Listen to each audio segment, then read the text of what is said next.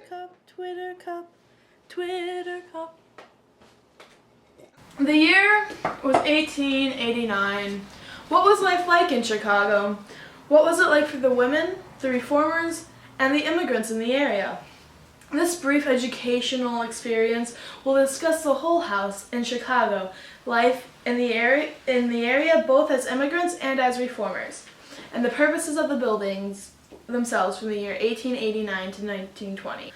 The Hull Settlement House was founded in 1889 after reformers Jane Addams and Ellen Gates Starr were granted a 25 rent-free lease, located on South Halstead Street between East Ewing Street and West Polk Street. This establishment was created to provide social services for those in need, reform their neighbors' conditions, and attempt to break down male-dominated roles. This West Side area had become run down after the original residents, non-immigrant Americans, Germans, and Irish, had moved out of the region. Originally, because of the former residents, this area was an affluent community, meaning there was large houses and a lot of property just surrounding each house. At the time of Addams and Starr's creation of the settlement house, this area had become a popular location for immigrants such as Russian Jews, Italians, and Greeks. These people became the new working class of Chicago. They were poor and constantly working. During this period, there were little to no resources like there are for parents today. After-school programs featuring music and the arts didn't really exist. Parents had to take care of their children unless they had a copious amount of money. During this time, many children were forced to work, especially in unconventional hours and unsafe conditions. The Hull House worked to change this. Reformers worked hard to help children during this time. Many of the reformers came from similar backgrounds, such as political fathers, university educations, and an affluent family upbringing. These women used their privileges, power, and fortunes to help individuals who did not have access to these things, often to better one's conditions. Florence Kelly came to Hull House with her 3 children in late 1891. She had left her husband in New York, but brought ideas of reform with her.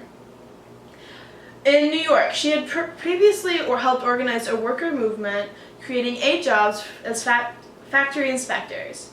In Chicago, she helped create a Bureau of Women's Labor within the Hull House in 1892. She proposed an anti-sweatshop legislation prohibiting children workers under 14, regulated workers ages 14 and 16, and for women created an 8-hour workday. She also helped create and run the enforcement for the legislation. She was a part of a 12-member squad, with 5 of the members being women. This legislation was passed in June of 1893. Life in these areas for the immigrants were not easy. One Chicago Tribune article describes the areas of the Russian Jewish population. The streets given up to domiciles are very narrow, hardly wider than alleys, and lined on both sides with one-story cottages and garbage boxes. In tenement houses, glimpses are had of whole families in hot, crowded rooms at work, with sewing machines and needles putting together the indestructible overall.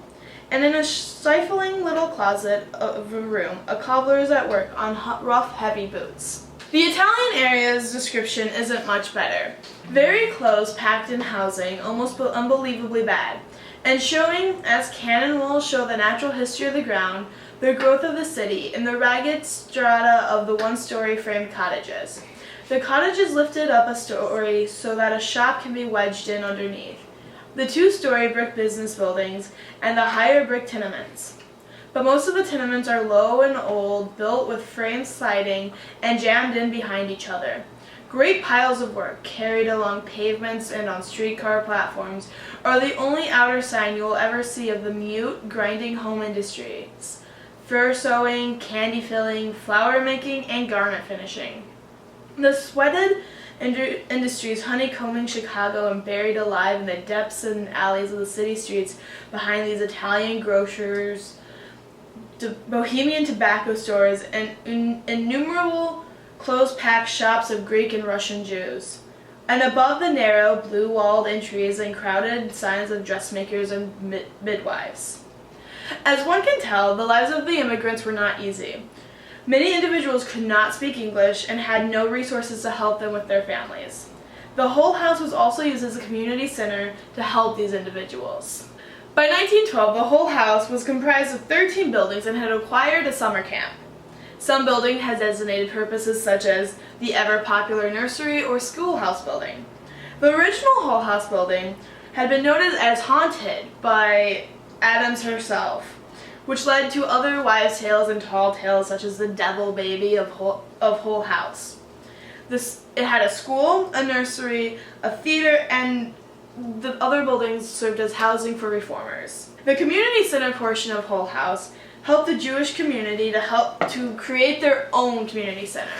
The Jewish individuals wanted a community center that was shrouded in their own religion that helped both immigrant children and adults learn English. The Hull House did similar things, but just without the aspect of religion.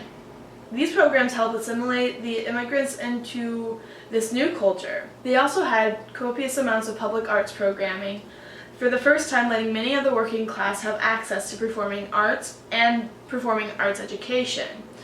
This would later become a norm for society. Many historians debate if the creation of the Hull House settlement was for reform or for the betterment of the community. Regardless of what the narrative says, it existed and it helped.